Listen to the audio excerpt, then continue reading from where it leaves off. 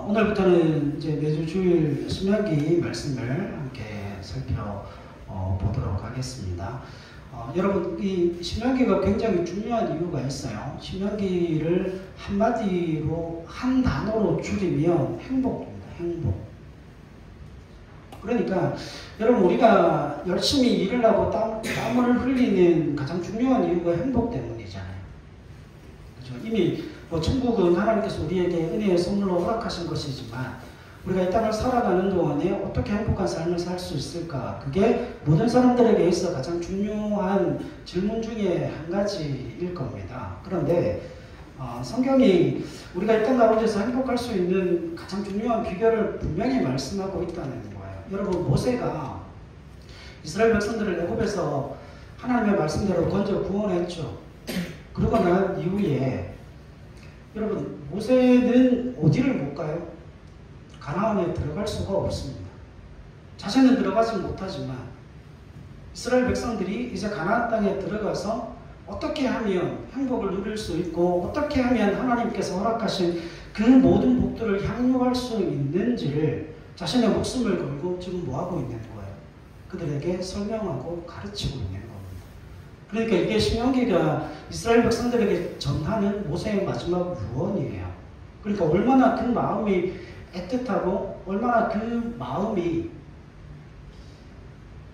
이게 뭐라고 설명해야 될까요? 마지막 숨이 넘어가는 그 순간에 모세가 가장 이스라엘 백성들에게 주고 싶어 했던 메시지, 그게 행복입니다. 그래서 아마 이 신명기의 모든 권면의 말씀이 그 한 단어, 행복이라는 그 한 단어에 집약되어질 수 있는데, 그렇다면 우리가 어떻게 행복할 수 있는가? 그거 신명기를 이렇게 살펴보면 분명합니다. 여러분, 하나님의 말씀은, 하나님의 메시지는 그 두리뭉실한 메시지가 아니고 선명한 말씀이에요.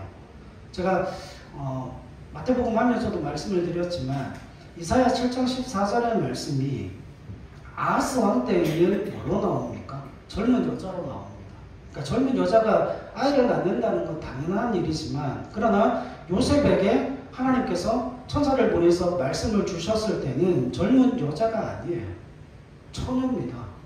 처녀가 잉태하여 아들을 낳는 거예요. 그러니까 하나님의 말씀을 품고 내가 그 말씀대로 살고 그 말씀을 통하여서 하나님께서 내게 허락하신 그 행복을 향유하고 누리고 싶은 그 영적인 욕심, 그 거룩한 욕심이 있는 사람들에게는 하나님의 말씀이 두리뭉실하게 전해지는 게 아니고 그 하나님의 말씀이 선명하게 전해진다는 그 사실을 분명히 기억하시면서 이 신명기의 말씀을 함께 살펴봤으면 좋겠습니다. 신명기는 40년 동안의 광야 생활을 마치고 이제 젖과 꿀이 흐르는 약속의 땅인 가나안을 목전에 두고 그 땅에 들어갈 수 없었던 모세가 하는 마지막 유언의 말씀이죠. 그 땅에 들어가서 살아갈 이스라엘 백성들에게 그들이 하나님 안에서의 복된 삶을 어떻게 영위하고 향유할 수 있는지를 말씀하시면서 무엇을 요구하는가 하면 율법을 지킬 것을 요구하고 있습니다. 그 율법을 지킬 것을 요구하는 가장 중요한 이유가 5절에 기록되어져 있어요. 5절 말씀 한번 보시죠. 같이 읽겠습니다. 1장 5절 시작. 모세가 요단 저쪽 모압 땅에서 이 율법을 설명하기 시작하였다. 아멘. 그러니까 모세가 지금 이스라엘 백성들에게 뭐 하는 겁니까? 율법을 설명합니다. 율법을 설명했다는 이야기는 그 율법의 내용들을 다 풀었다는 이야기예요. 뭐 하기 위해서요? 이스라엘 백성들이 알아듣게 만들어주기 위해서 그 내용을 풀어서 설명을 하고 있는 것이 신명기라는 말씀을 하고 있습니다. 자, 여기에서 우리가 분명히 확인해야 될 두 가지 사실이 있습니다. 첫 번째는 뭔가 하면, 여러분, 가나안은 하나님께서 이스라엘 백성들에게 허락하신 약속의 땅이죠. 출애굽기 한번 가봅시다. 출애굽기 38성으로 가보겠습니다. 출애굽기 3장 8절.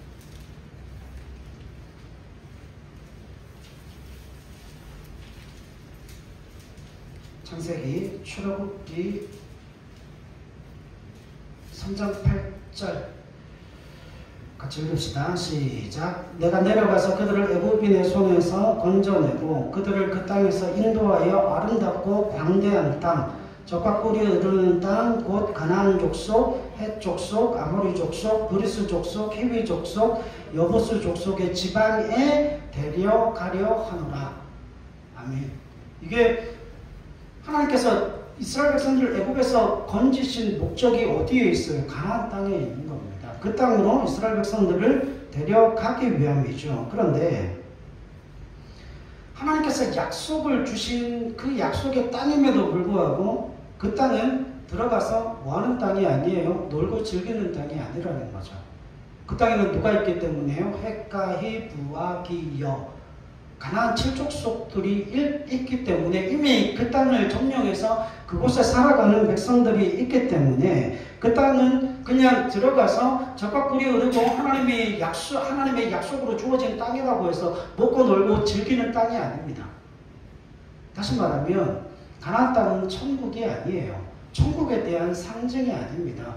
가나안 땅은 천국에 대한 상징이 아니고 뭐에 대한 상징이에요? 이 땅을 살아가는 모든 하나님의 백성들의 성화의 과정을 담고 있는 성화의 상징이라고 하는 거예요.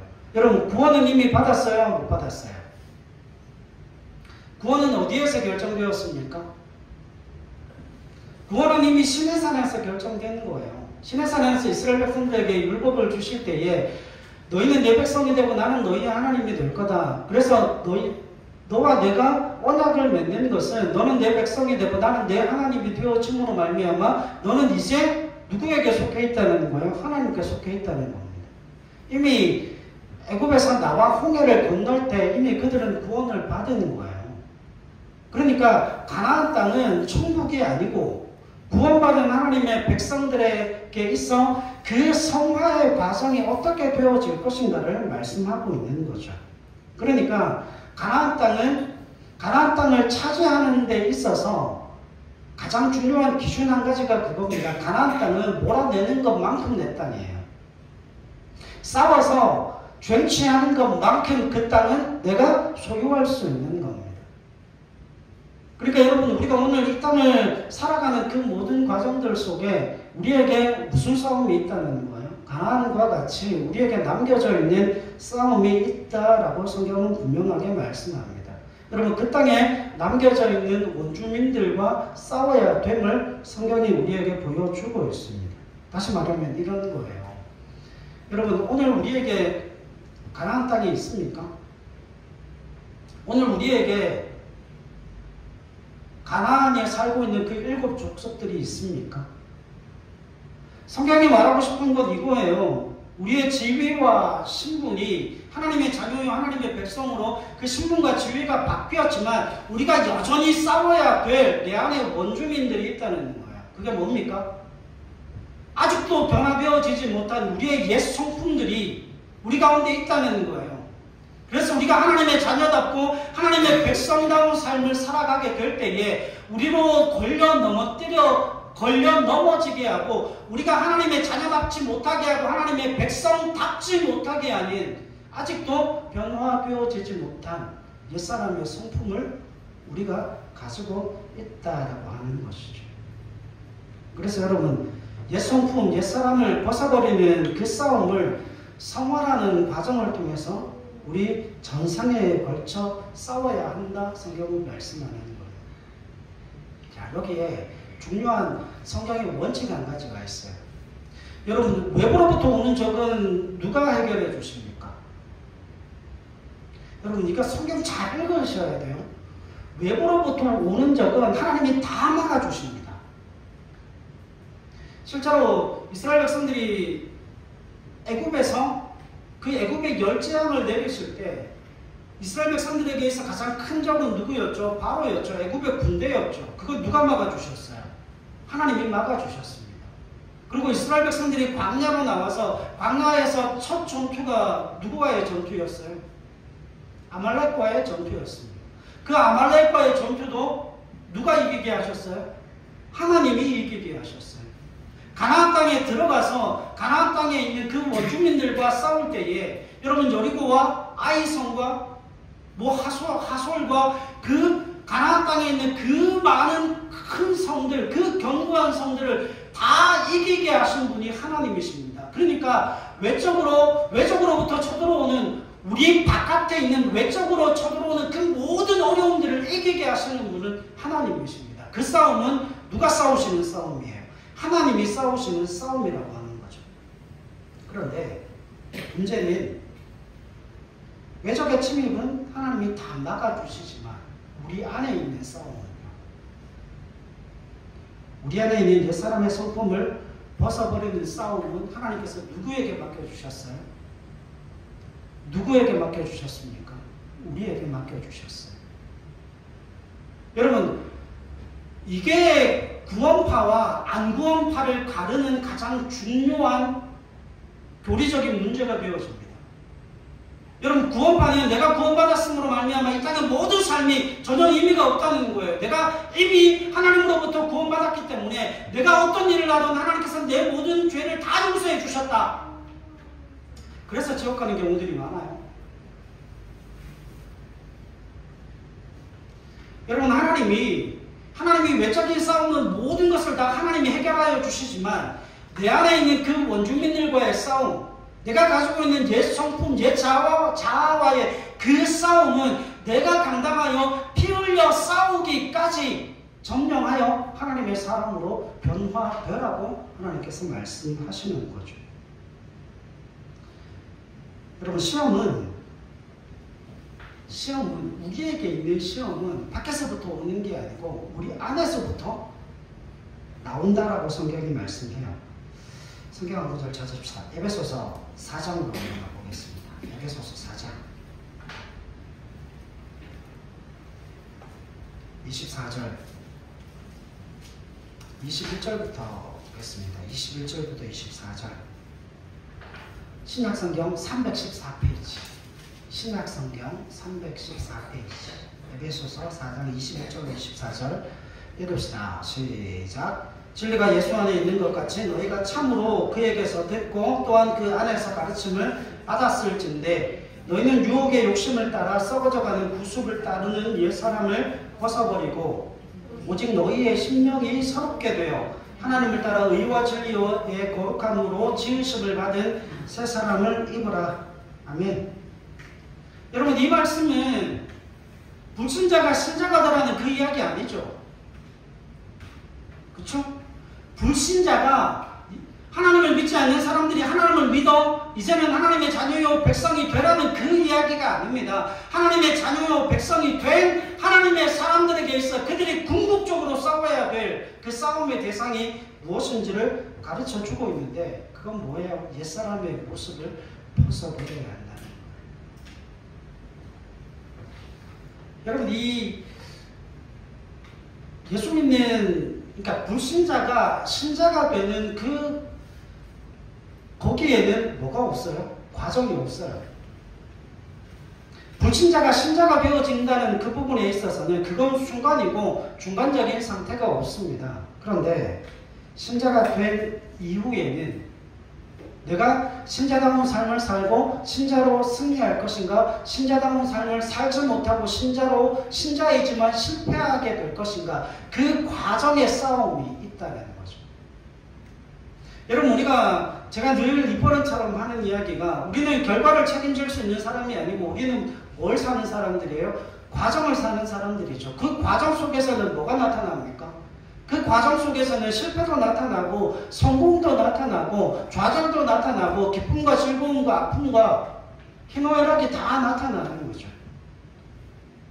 그런데 여러분, 불신자가 신자가 되어지는 건 과정이 있어요, 없어요? 과정이 없습니다. 그건 순간이에요. 그건 중간 상태가 전혀 없는 거예요.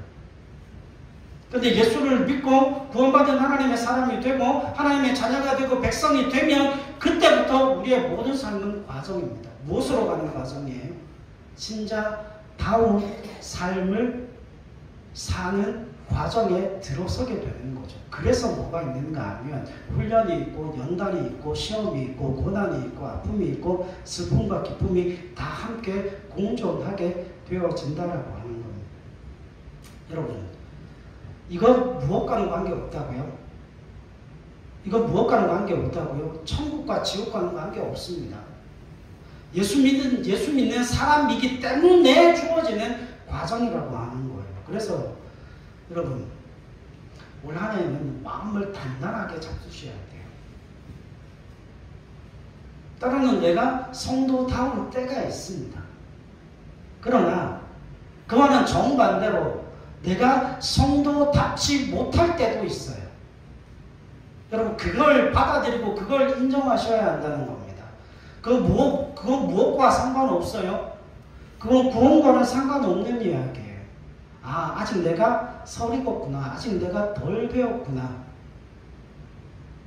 여러분, 이만큼 살아보시면 알죠. 여러분, 내가 가장 성도답지 못할 때가 언제던가요? 저는 결정적인 때가 있습니다. 전 지금도 그 과정을 삽니다. 물론 빈도수는 굉장히 줄어들었지만 저는 부부싸움 할 때 그걸 제일 많이 느껴요. 내가 목사인가 아닌가가 헷갈릴 정도입니다. 여러분, 그걸 자꾸 줄여가는 거예요. 그게 신자다운 거고 그게 목사다운 거예요. 여러분, 목사는 화가 안 납니까? 목사는 속에서 뭐 치밀어 오르는 게 없습니까? 목사는 욕 안 합니까? 여러분, 똑같은 거예요. 그러나 그 모든 치밀어 오르는 화도 결국 어떻게 배워진다는 거예요? 훈련과 연습과 연단을 통하여서 그걸 누르고 목사다운, 성도다운, 신자다운, 하나님의 백성다운, 그 모든 환경 가운데도 하나님의 백성다운 말을 하고 목사다운 삶을 살고 신자다운 삶을 사는 그 훈련과 연단이 우리에게 주어져 있다는 겁니다. 4장 25절로 27절 말씀 보십시오. 에베소서.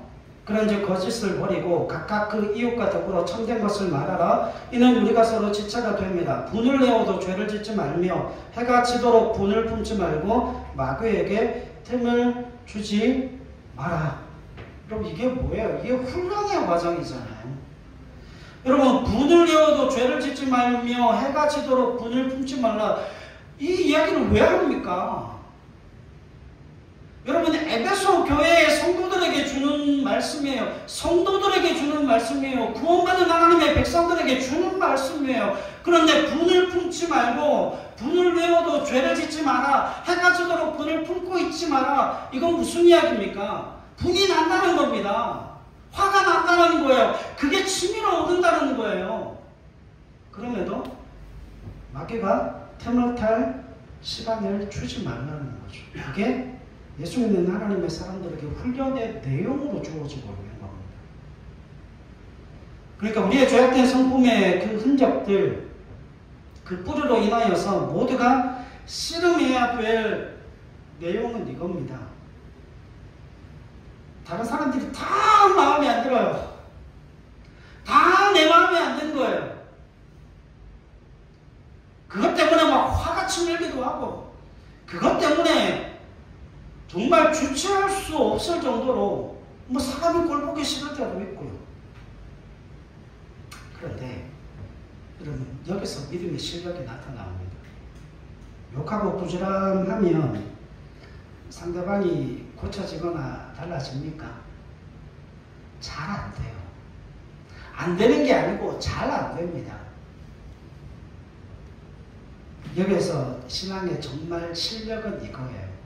그런 꼴을 보면서도, 그런 꼬라지를 보면서도 얼마나 참고 견디고 버틸 수 있는가가 그 사람의 신앙의 실력이라고 하는 거예요. 다 쏟아내면 여러분, 내가 본 것, 내가 그것을 봤는데 속에 막 열이 차오르고 화가 치밀어 올라서 다 쏟아내면 그때부터 그 사람의 영혼이 바닥을 치게 됩니다. 그리고 기도해 보십시오. 기도가 되는가? 기도 안 됩니다. 여러분, 분을 품고 누구랑 싸웠는데, 그리고 기도 자리에 앉아 보십시오. 기도가 되는가? 안 됩니다. 그걸 참고 견디는 게 신앙의 실력이라고 하는 거죠. 가나안은 가나안은 제가 뭐라고 말씀드렸죠? 천국이 아닙니다.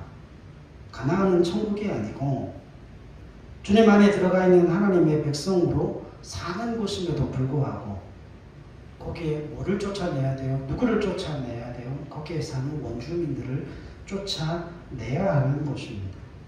그래서 하나님의 백성으로 거듭난 성도가 자기의 옛사람, 자신 안의 원주민, 구습을 쫓는 옛사람을 벗어버리는 싸움을 반드시 해야 되어짐을 말씀하고 있죠. 그게 우리가 겪고 있는 신앙의 현실이라고 하는 겁니다. 여러분, 쫓아내는 것만큼 천국을 살게 됩니다. 쫓아내는 것만큼 하나님의 은혜를 누리고 향유하게 됩니다. 쫓아내는 것만큼 하나님께서 우리에게 주신 그 복을 누리고 경험하는 하나님의 사람이 되어진다. 성경은 말씀하고 있다라고 하는 것이죠. 자, 그러면 오늘 말씀의 핵심이 이겁니다. 여기에 중요한 법칙이 하나가 나타나요. 여러분, 모세가 가나안 땅에 들어가는 이스라엘 백성들에게 신명기 1장 5절에서 뭘 하고 있죠? 율법을 설명하고 있습니다. 여러분, 그 모세가 율법을 지금 설명하고 있다라고 하는 건 이것 때문이에요. 그 율법을 도대체 어디에다 적용할 거냐 하는 겁니다. 여러분, 우리에게 주어진 그 말씀을 도대체 어디에다가 적용을 할 거예요? 그 율법을 도대체 어디에다 적용을 해야 그 원주민들을 쫓아낼 수 있고 우리 가운데 있는 내 마음 가운데 있는 그 옛사람의 모습을 어떻게 내 마음 가운데서 뽑아내고 내 마음 가운데 있는 그 원주민을 옛사람이라고 하는 그 원주민을 어떻게 몰아낼 수 있는지를 성경이 말씀하는데 모세가 무엇이라고 이야기하는가 하면 율법이 그 역할을 한다는 겁니다. 내 안에 있는 원주민들을 쫓아내고 가나안 땅에 들어가서 그 가나안 땅에 살고 있는 그 원주민들을 쫓아낼 수 있는 방법은 이스라엘 백성들이 그들과 싸우는 게 아니에요. 이스라엘 백성들에게 주어진 그 율법을 지키고 따르고 순종할 때 뭐 할 수 있는 거죠? 그 원주민들을 몰아낼 수 있고 우리 가운데 있는 옛사람의 모습을 벗어버릴 수 있다라고 하는 겁니다. 이게 율법에 있어 가장 큰 가치와 목적임을 성경이 말씀해요. 여러분, 율법은 우리가 신학적인 의미로 보게 되면 이런 의미입니다. 우리가 이 율법에 대해서 오해하는 게 뭐냐면 율법을 날마다 캐논이라고만 생각을 해요. 잣대라고만 생각을 해요. 그래서 여러분, 잣대를 가지고 탁 들이댔는데 너 짤래? 율법에 저촉돼. 너 그따위로 살면 안 돼. 그리고 율법을 딱 들이댔는데 율법보다 기네. 너 그렇게 살아서는 안 돼. 그러니까 과도한 열심을 내도 안 되고 그 열심에서 무엇인가가 모자라도 안 된다라고 생각을 하는 거예요. 율법을 무슨 기준이고 잣대로만 사용하기 때문에 율법이 우리에게 주어진 그 목적을 제대로 이해할 수가 없는 겁니다. 보세요. 모세가 지금 율법을 설명한다라고 하는 것은 이 율법의 선을 넘으면 범죄자로 벌을 받는다 라고 하는 목적을 가지고 율법을 선포하고 있는 게 아닙니다. 그 목적이 아니에요. 요 정해놓은 선을 넘어가면 너는 벌을 받고 매를 맞는다. 요 정해놓은 선 밖으로 나가면 너는 틀렸다. 네 삶은 잘못했다. 그래서 징계와 벌을 받게 될 거다. 그 이야기를 하고 싶은 게 아니라고요. 여러분, 하나님이 율법이라는 것을 주시고 이 모세를 통해서 율법을 설명한다는 것은 율법의 부정적인 의미를 이야기하고 싶은 게 아니고 긍정적인 내용을 가진 어떤 법이라고 하는 것을 설명해 주기 위해서 모세를 통해서 지금 율법이 설명되어지고 있는 겁니다. 자, 예를 들어 한 가지만 보십시다. 신명기 30장으로 한번 가보시죠. 신명기 30장. 자, 율법은 부정적인 목적이 아니라고 말씀을 드렸어요.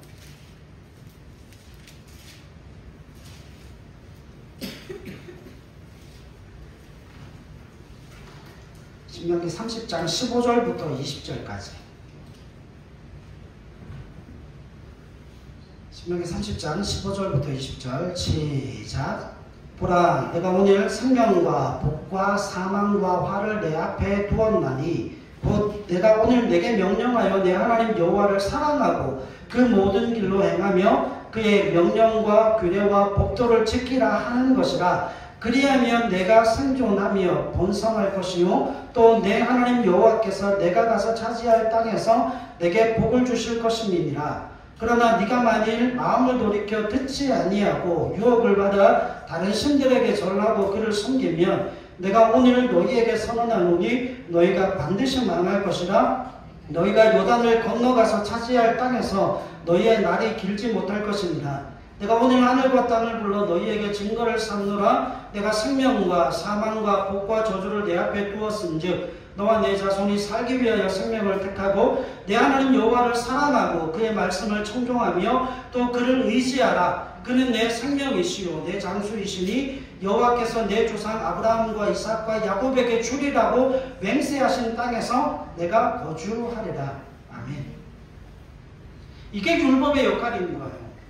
근데 우리는 이 율법의 역할을 설명할 때 앞에 거는 다 빼고 뒤에 부정적인 것만 설명을 합니다. 여러분, 생명과 복과 사망과 화를 네 앞에 두었다라고 말씀하시면서,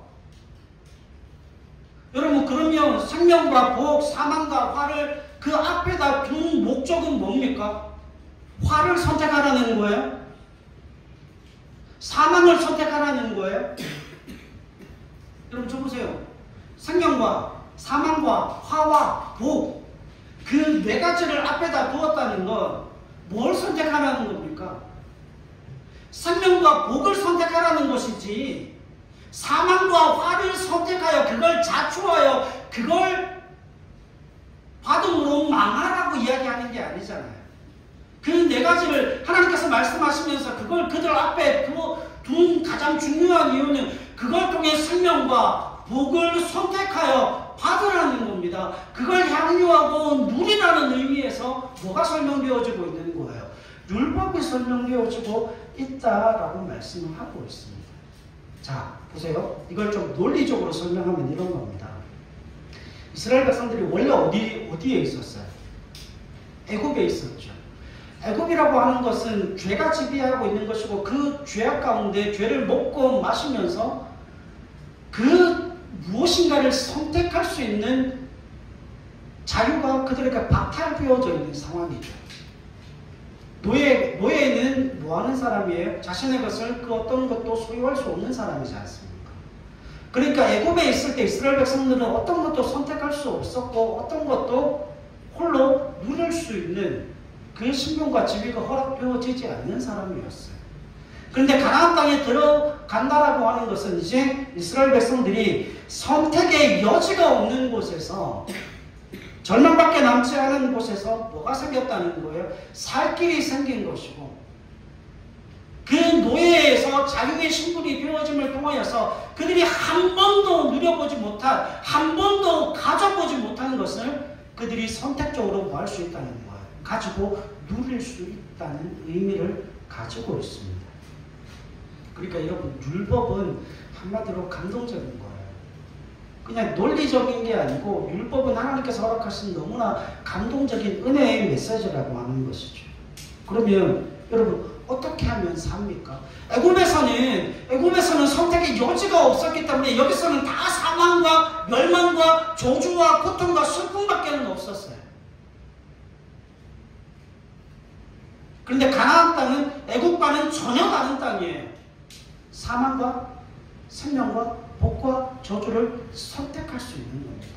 그럼 어떻게 하면 삽니까? 어떻게 하면 생명을 누리고 어떻게 하면 복을 누리고 어떻게 하면 하나님의 그 은혜를 향유하고 누리는 하나님의 사람으로 살 수 있습니까? 율법을 선택하면 됩니다. 율법을 지키면 됩니다. 여러분, 이 율법에 대한 설명이 어기는 것을 목적과 내용으로 하지 않고 어떻게 하면 복을 받는가가 목적과 내용으로 주어져 있기 때문에 모세가 뭐 하는 거야? 설명하고 설명하고 또 설명하는 겁니다. 무엇을 목적으로? 복입니다. 행복입니다.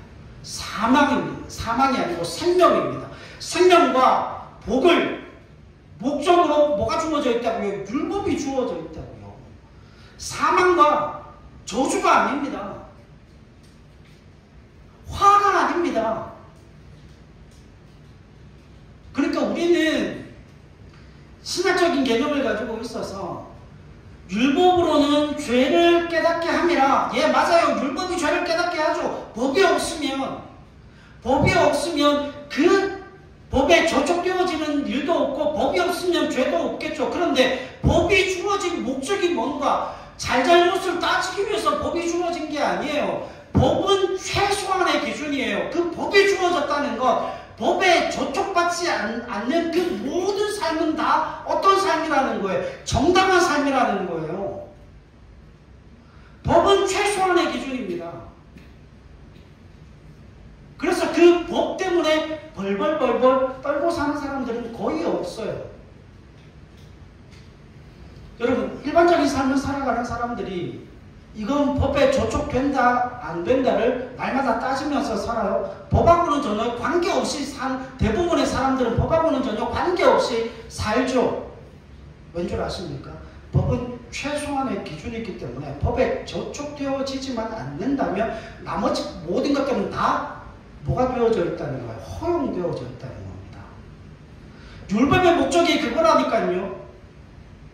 너희에게 주어진 그 최소한의 기준만 지키면 하나님께서 너희에게 허락하신 그 생명과 복과 은혜가 너희가 가나안 땅에 들어가서 향유하고 누리고 맛보고 경험하게 되고 너희가 심지 아니하고 너희가 거두지 아니한 그 모든 열매를 먹고 마시게 될 것이며 너희가 짓지 않은 그 집에서 살게 되어질 것을 하나님이 약속하신다니까요. 여러분, 이게 율법의 기준이고 이게 율법의 목적이라고 하는 겁니다. 그래서 여러분, 결국 율법을 주신 이유와 목적이 무엇인가?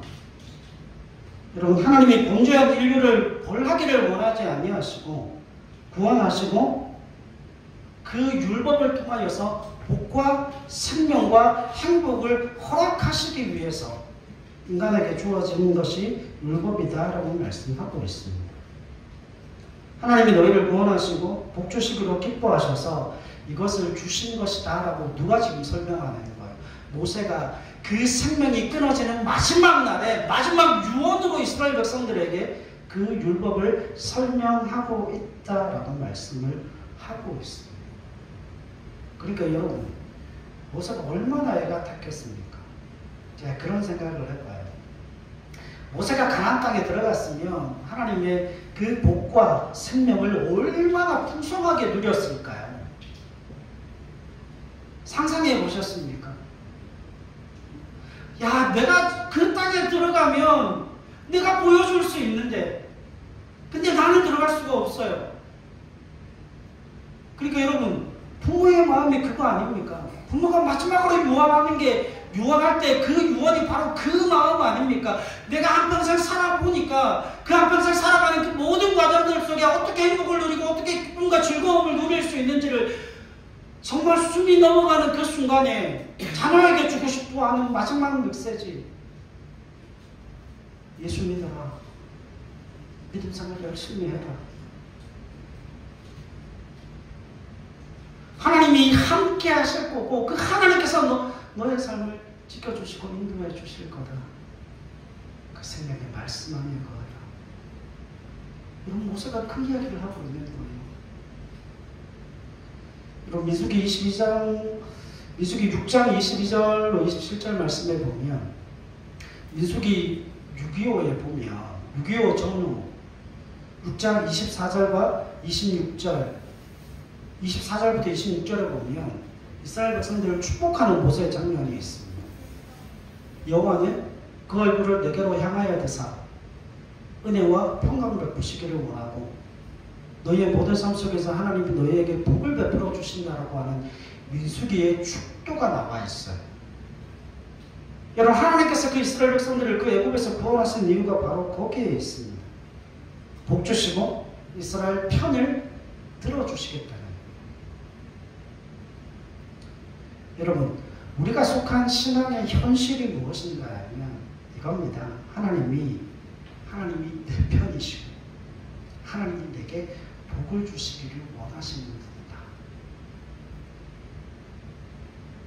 그걸 믿음으로 고백하고 인정하실 수 있는 여러분들이 되실 수 있기를 바랍니다.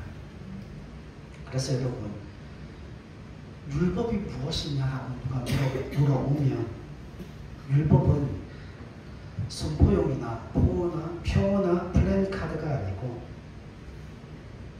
입으로 떠드는 것이 아니고, 누가 율법이 무엇인가를 물어오면 이렇게 대답하십시오. 율법은 내 삶의 법칙입니다.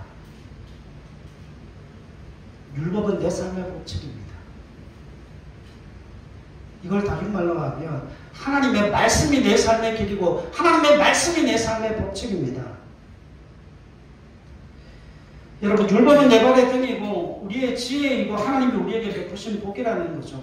율법을 주신 하나님은 나를 어떻게 해서든 복 주시고 은혜 베푸시기를 원하시는 그 아버지라는 사실이 그 율법 안에 드러나 있습니다. 여러분, 가나안 땅을 우리에게 허락하시는 분이 하나님이세요. 그 하나님께서 우리에게 말씀합니다. 그 어떤 것도 선택할 수 없었던 우리에게 이제는 생명을 선택할 수 있고 복을 선택할 수 있고 그 하나님의 은혜를 누리고 향유할 수 있는 그 실력을 우리 가운데 허락하신 하나님께서 이 2025년 한 해를 살아가면서 하나님의 그 은혜와 복을 누리고 향유하는 그 거룩한 욕심을 가진 하나님의 사람으로 이 땅을 살게 하고 싶은 것이 하나님의 뜻이라고 하는 겁니다. 여러분, 제가 주일날 설교하면서 이 신명기 강해를 해야 되겠다는 가장 중요한 생각이 거기에서부터 나왔어요. 하나님 우리를 복 주시기를 원하시는데 하나님 우리는 어떻게 복을 받을까요? 그리고 성경을 묵상하다가 신명기에 그 말씀이 나와 있거든요. 애굽에서 이스라엘 백성들을 건져서 구원하여 주시고 이제 가나안 땅으로 들어가는데, 그러면 그 가나안 땅에 들어가서 그들이 어떻게 하나님의 복을 향유하고 누릴 수 있어요? 신명기를 보니까 모세가 그 율법을 설명하고 있는데 설명하는 목적이 복이에요. 행복이에요. 여러분, 이 2025년도를 행복하게 사시고 이 2025년도 가운데 하나님의 은혜와 복을 누리고 못 누리고는 다른 데 있는 게 아닙니다. 그 율법을 통하여서 우리 안에 있는 원주민을 쫓아내는 것만큼 여러분들은 천국을 사시게 될 거고 하나님의 역사를 경험하고 하나님께서 허락하신 그 복을 누리게 되실 겁니다. 한 가지만 말씀드리고 마칠 겁니다. 여러분 보세요. 율법을 지키게 되면 이거 제발 좀 부탁드리는데 그저 영적인 거라고 생각하지 마십시오. 영적인 거라고 생각하지 마세요. 지극히 물질적인 그 은혜로 우리의 삶 속에 주어주고 부어주고 하나님의 능력의 역사로 그 풍성함들을 우리가 누리게 될 겁니다. 그게 무엇으로 나타나는가 하면 여러분, 내 안에 있는 원주민을 쫓아내면 하나님의 약속이 그거예요. 네가 심지 않은 열매들을, 네가 가꾸지 않은 과실들을 먹게 하고 네가 심지 않은 것을 소출을 먹게 하고 네가 짓지 않은 그 집에서 네가 살게 하게 될 것이다. 하나님의 약속입니다. 여러분, 그 출발은 물질적인 것에서부터 출발하는 게 아니고 우리의 영적인 은혜에서부터 출발하는 거예요. 그 영적인 삶을 통하여서 그 영적인 삶이 우리의 물질적인 삶에까지 미쳐지게 되고 우리의 영적인 삶의 은혜가 그 물질적인 삶을 이끌어 인도해 가게 되어진다는 겁니다. 여러분들의 삶이, 여러분들의 심령이 하나님의 사람으로 변화되어지는 것만큼 여러분들의 삶 속에 물질적인 풍성함도 누리게 될 겁니다. 이건 제가 드리는 약속이 아니라 하나님이 우리에게 허락하신 약속이에요. 그래서 율법이 여러분들의 삶의 법칙이 되어지실 수 있기를 바랍니다. 생명의 말씀이 여러분들의 삶의 법칙이 되어짐을 통하여서 그 말씀으로 정말 하나님의 사람으로 온전히 자라가는 한 해가 되고 그 영적인 은혜와 축복이 우리의 삶의 물질적인 역사로 나타나게 하는 그 은혜와 복을 누리는 이번 올 한 해의 삶이 되어줄 수 있기를 주님의 이름으로 간절히 축복드립니다. 기도하겠습니다.